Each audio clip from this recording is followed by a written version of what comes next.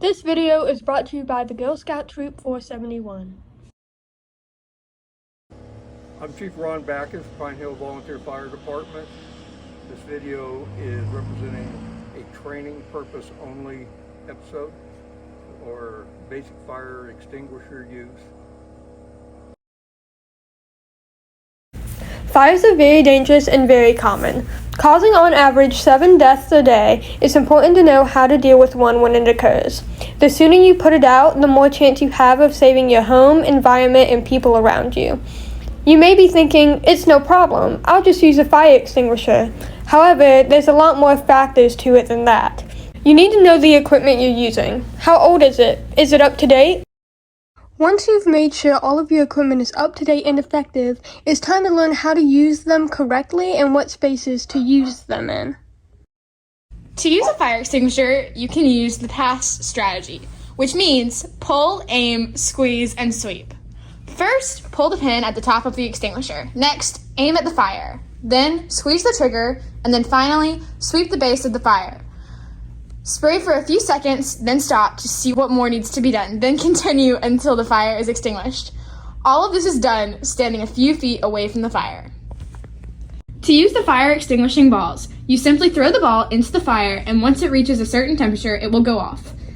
As soon as you throw it into the fire, back away from the area. Please note that these are best used in larger spaces. If you use them in more confined spaces, they may end up being far less effective at putting the fire out. Because of this, you may need to find another option to use for a confined space. To use a fire blanket, you have to unfold the blanket, hold the straps, and drape it over the fire. It can be very helpful for things like a fire on your stove. If the fire is bigger, you may not want to use this, as you have to get very close to the fire to use it. Water extinguishers, in comparison to regular fire extinguishers, are much larger and full of water, not dry powder.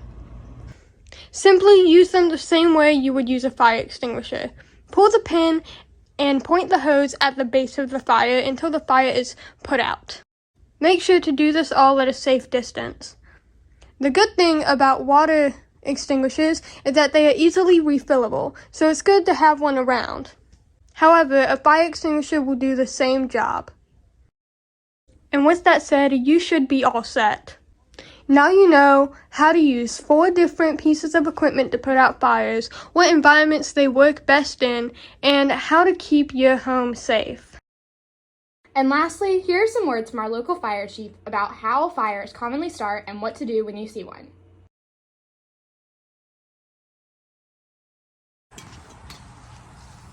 Most fires in a household normally start in small areas or small confined trash cans, possibly a fire on a stove in a pot or a hair dryer or something may have been left on in the bathroom laying against a towel. So the best advice is try and extinguish it while it's small.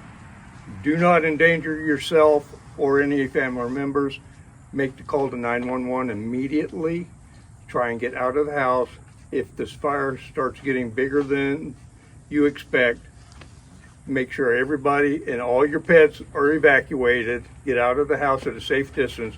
Let the fire department do their job when they arrive, put out the fire.